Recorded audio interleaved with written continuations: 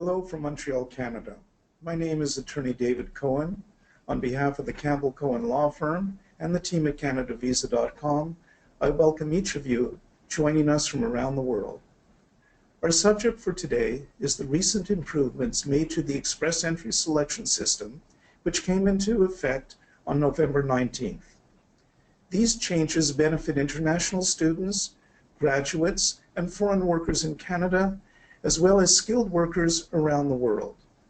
We will look at scenarios of how these improvements may help candidates achieve their Canadian immigration goals. Later, I will answer some questions. Some of you have already submitted questions, and there is still time to submit a question using the form in your web browser.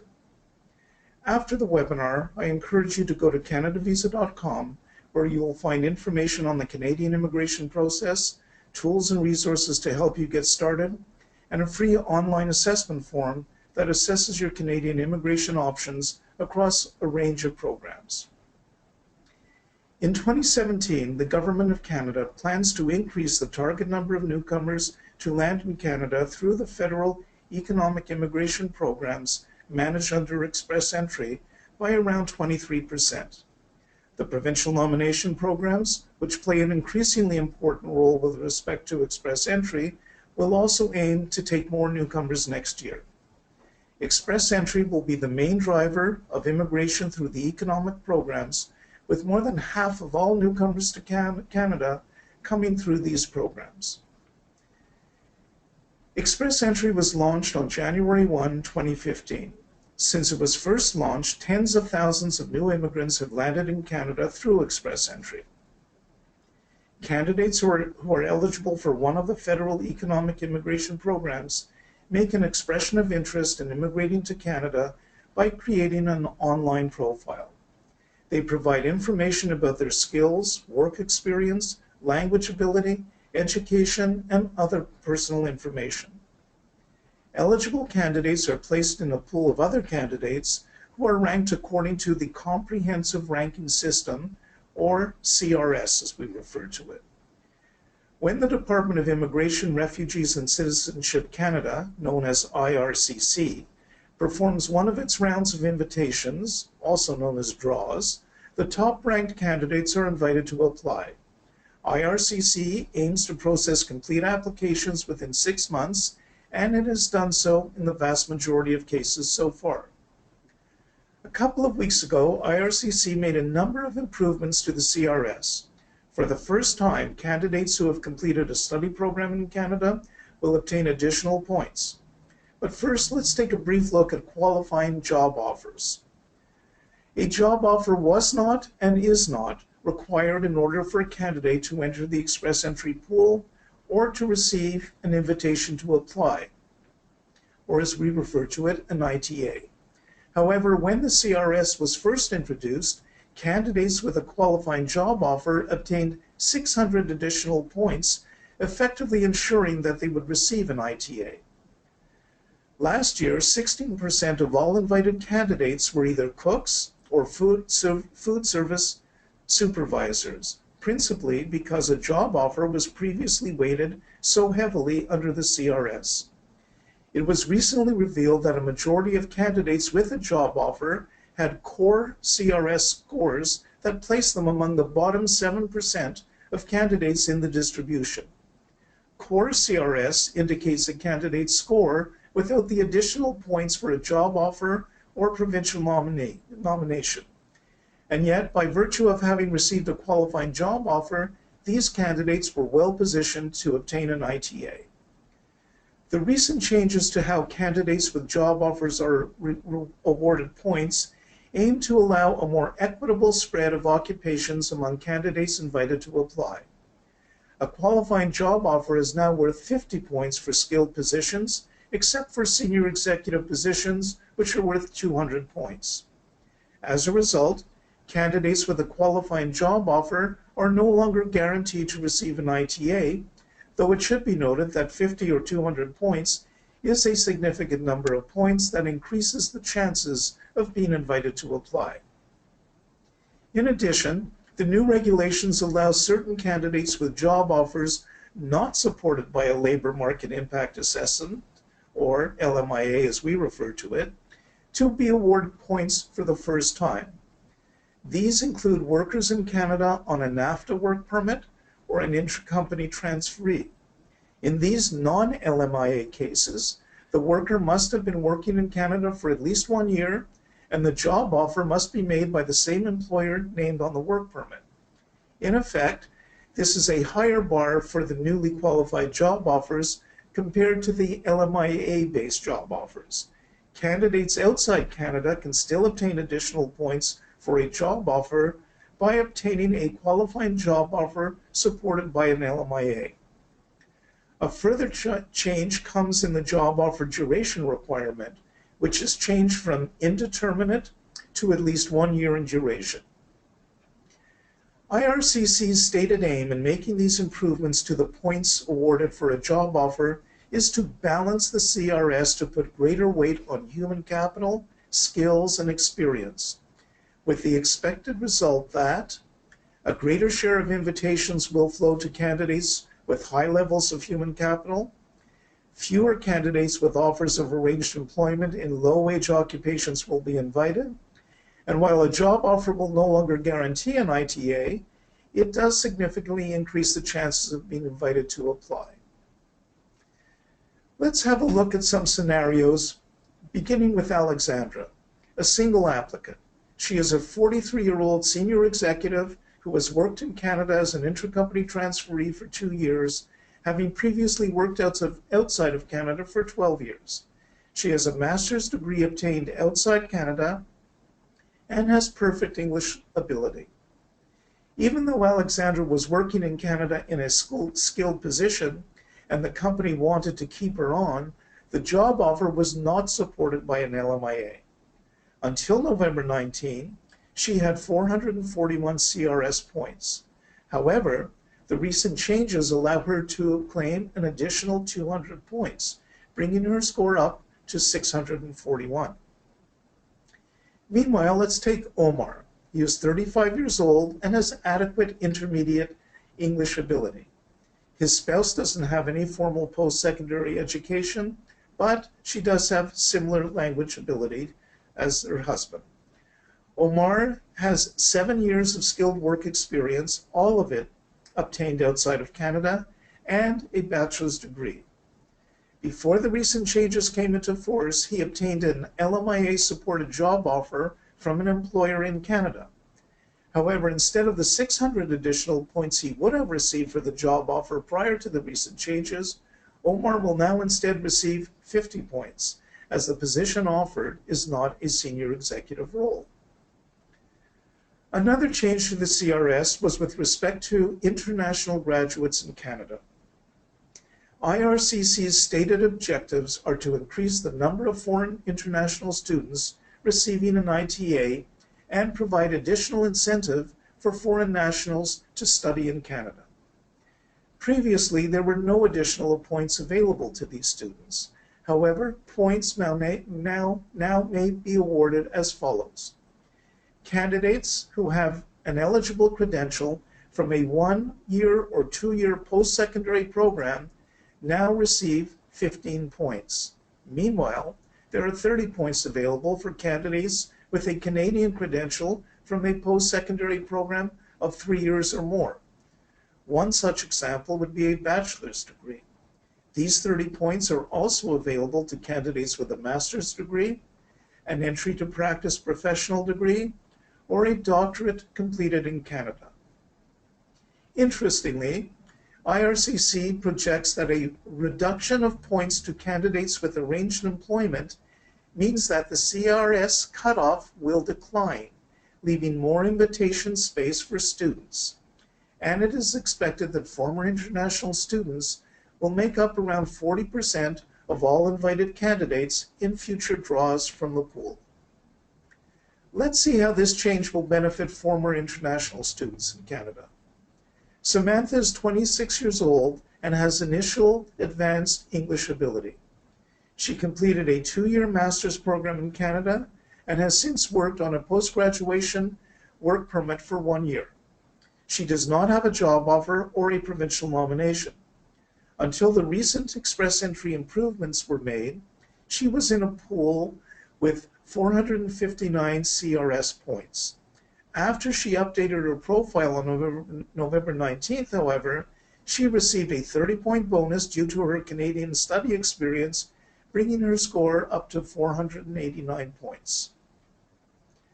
One of the interesting changes made to Express Entry is with respect to the invitation to apply. Previously, candidates who received an ITA had 60 days to submit a complete application, including all supporting documents. The range of supporting documents can be extensive. Indeed, even with a new limit of 90 days, candidates are encouraged to begin collecting these documents and ensuring they are in good order before an ITA is issued. The Provincial Nominee Programs, or PNPs, allow Canadian provincial governments to nominate candidates in the Express Entry pool. With a provincial nomination, an Express Entry candidate gets a 600-point boost under the CRS, making PNPs by far the single most valuable factor under the new selection system. In 2015, around 13% of candidates issued an ITA had obtained a provincial nomination certificate through one of the many PNPs aligned with Express Entry. Over the first 9 months of 2016, however, this increased to 23%, showing the increasing importance of these programs. Indeed, the latest Express Entry draw, which took place on November 30th, selected provincial nominees only. IRCC recently stated that program-specific draws may be considered in the future. Indeed, it is entirely possible that a program-specific draw that invites candidates eligible under the Federal Skilled Worker class or Federal Skilled Trades class could take place at some point. IRCC plans to welcome around 51,000 new immigrants through the PNPs next year, a 7% increase. With Express Entry PNP categories opening, changing, and filling quickly, sometimes within hours, it is arguably more important than ever before the candidates to stay up to date. It is expected that many provinces will continue to launch or reopen dedicated PNP streams for candidates in the Express Entry pool throughout 2017. Most candidates in the pool have not seen a change in their CRS score since November 19. But now that job offers are awarded fewer points, candidates without a job offer are likely to find themselves in a stronger position to receive an ITA over time. Take Stephen and Laura, our two examples here, who are both cases in point. Laura is in the pool with a job offer, and Laura is in the pool without a job offer, and Stephen has a provincial nomination certificate. Their scores have not changed over recent weeks, but their chances of receiving an ITA are now much likelier. Stephen, with his provincial nomination, will receive an ITA for sure. Laura doesn't have a job offer or a provincial nomination, but she is in a strong position. She can retake a language test and submit better results. She can add work experience when she completes another year of work, and she can aim to emulate Stephen by pursuing PNPs. All things considered, her profile is more competitive after the November 19 changes than it was previously. Through the opening 9 months of 2016, around 1 in every 4 candidates who was actively engaged in the Express Entry system received an ITA. Indeed, there have been more draws since the end of September, and the number of ITAs issued nearly doubled over the draws that took place through the fall months. Although the number of CRS points awarded for a job offer has decreased substantially, in most cases from 600 points down to 50 points, the number of candidates who may be in a position to claim these points has increased. So what does this mean? As a result, it may be expected that the CRS cutoff point for the first few draws after the changes have come into force may actually go up temporarily to allow for the fact that more candidates with job offers may claim additional points, or to allow for program-specific draws like the draw that took place on November 30th. Over time, however, IRCC expects the CRS cutoff point to decrease, and candidates without job offers are likely to have a better chance of receiving an ITA. From January to September 2016, 35% of ITAs were issued to candidates without a job offer or provincial nomination. This figure is expected to increase over time. IRCC has stated its intention to invite more candidates based on human capital, skills, and experience.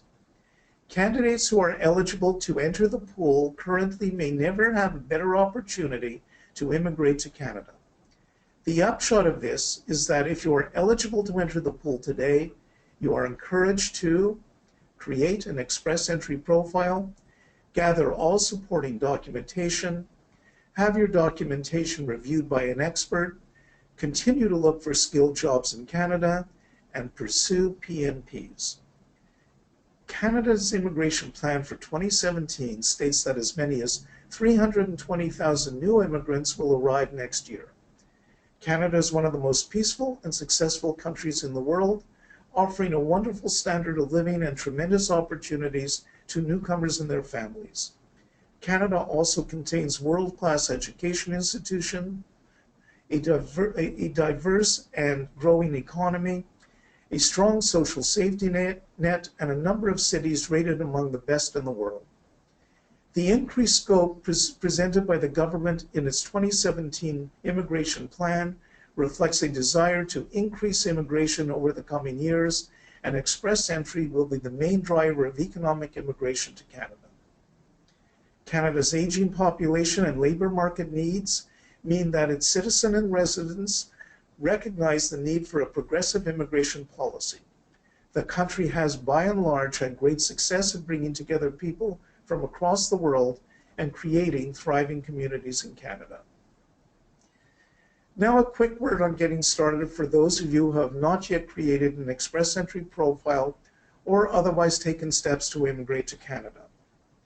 The first step to be taken should be to determine your eligibility for one of the economic immigration programs.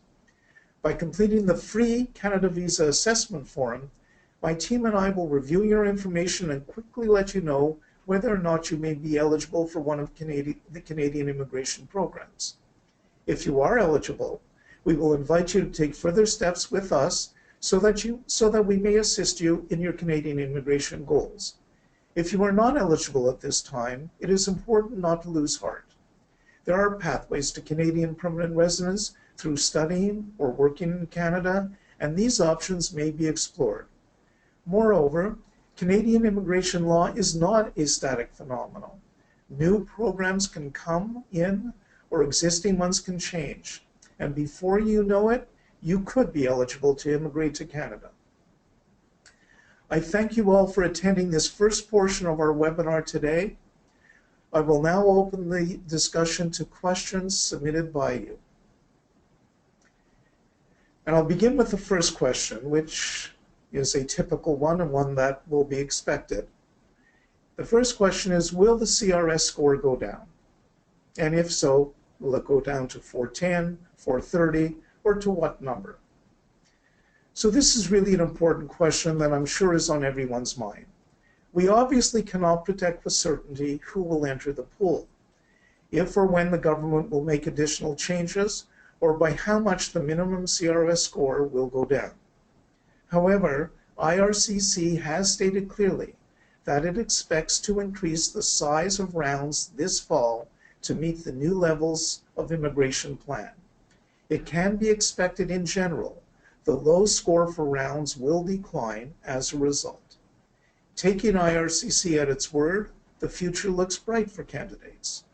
While the minimum CRS required to receive an invitation to apply may go down in the near future, the recent changes will also result in some candidates already in the express entry pool seeing their scores increase.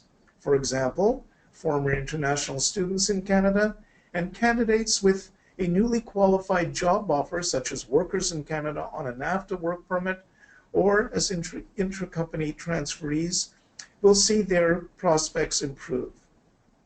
And as a result of this, it may be expected that the CRS cutoff point in the first draw, or even the first few draws after the changes come into force, may actually go up temporarily to allow for the fact that some candidates in the pool will have obtained additional points.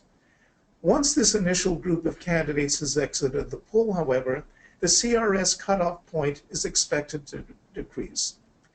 Whether that decrease will take us down to 410, 430, or any other number, though, that remains to be seen.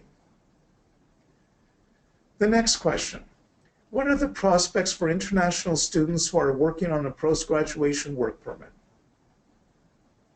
So international graduates from Canadian institutions are in a stronger position than ever before in the express entry pool.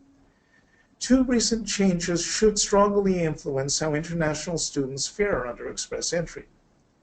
Candidates who complete an eligible post-secondary program in Canada now receive up to 30 points under the new Canadian education section of the CRS.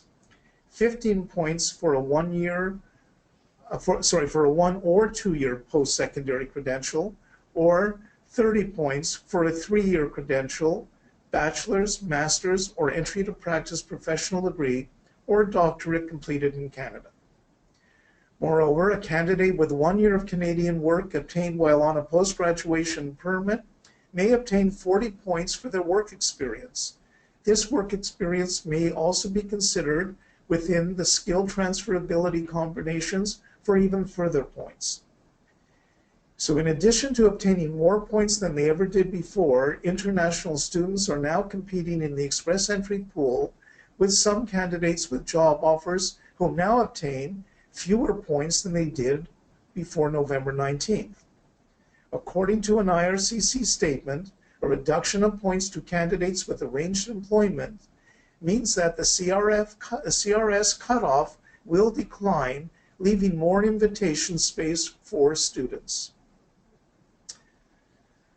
What are the options with the changes if I find a non-LMIA-based job offer as an intracompany transferee? I have 368 CRS points in express entry. So the recent changes come as good news to candidates who are working in Canada as intracompany transferees. In order to claim 50 or 200 points for a job offer under the new regulations and have the score increase from 368 to 418 or 568 CRS points, the intracompany transferee must have 1 year of full-time work experience or equivalent part-time experience in Canada for the employer named on the work permit. And in addition, this employer must be the one making the job offer. And there may be additional options besides the points awarded directly for a job offer. For example, several Canadian PMPs are open to candidates with job offers. What documents should I put together before I create an express entry profile? All express entry candidates are currently required to demonstrate their English or French language ability in order to even enter the pool. There are 2 English tests available: the CELPIP, which is only available in Canada, and the general version of the IELTS, which is available inside and outside of Canada. Federal skilled worker and federal skilled trades candidates educated outside of Canada must demonstrate the equivalent Canadian equivalents of their education. There are 5 designated organizations that can provide the necessary educational credential assessment to candidates in one of these programs. In addition to the required documents, we encourage candidates to be proactive and arrange their supporting documents in advance.